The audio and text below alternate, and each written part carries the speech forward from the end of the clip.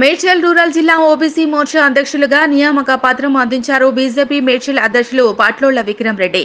ఈ సందర్భంగా మహేందర్ యాదవ్ మాట్లాడుతూ తనపై నమ్మకంతో ఈ అవకాశం ఇచ్చిన జిల్లా నాయకత్వానికి ధన్యవాదాలు, స్థానిక బీజేపీ నాయకులకు పేరు పేరున ధన్యవాదాలు తెలిపారు. ఈ కార్యక్రమంలో జవహర్ నగర్ అధ్యక్షుడు కమల్, అశోక్ గౌడ్, సంతోష్ గుప్తా, పుణ్యరాజు, రాంబాబు, రాము నాయక్, వేపుల సన్ని, రాఘవేంద్ర, లిఖితా యాదవ్, లక్ష్మీరెడ్డి, మహేశ్వరి, మల్లేష్ గౌడ్, ఇతర సీనియర్ నాయకులు పాల్గొన్నారు.